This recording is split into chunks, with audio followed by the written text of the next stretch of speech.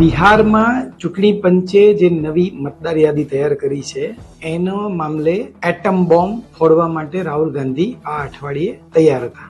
પણ 2022માં એમણે જે ભારત જોડો યાત્રા વખતે જે ટિપ્પણી કરી હતી એની સુનાવણી સોમવારે સુપ્રીમ કોર્ટમાં થઈ. સુપ્રીમ કોર્ટે રાહુલ ગાંધીના એ નિવેદનો અને વાત ઉપર અસહમતિ બતાવી અને એક પ્રકારે રાહુલ ગાંધી અને એમના વકીલ અભિષેક મનુ સિંઘવી બંનેની ઝાટકણી પણ કાઢી. આજે આપણે એની વાત કરીએ. નમસ્કાર. 2022માં રાહુલ ગાંધી ભારત જોડો યાત્રા કરવા માટે નીકળ્યા હતા. આ દરમિયાન એમણે ઘણી બધી વાતો કરી, પણ એક વખત એમણે રાજસ્થાનમાં પ્રેસ કોન્ફરન્સમાં ચીન એ કેટલો ભાગ આપણો હડપી લીધો છે અને ભારતીય સૈનિકો કઈ રીતે ચીની સૈનિકોના હાથે માર ખાય છે એવી એક ટિપ્પણી કરી હતી. મામલો શું છે પહેલા સમજી લઈએ. 2022માં ભારત જોડો યાત્રા સમયે નિવેદન હતું.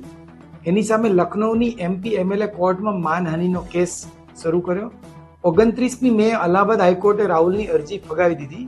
કોર્ટે કહ્યું કે અભિવ્યક્તિની સ્વતંત્રતાની પણ એક મર્યાદા હોય છે અને એ પછી મામલો સુપ્રીમ કોર્ટમાં પહોંચ્યો છે. રાહુલ ગાંધીના આ નિવેદન સામે બોર્ડર રોડ ઓર્ગેનાઇઝેશન BROના ભૂતપૂર્વ ડિરેક્ટર ઉદય શંકરે લખનૌની કોર્ટમાં આ દાવો કર્યો છે.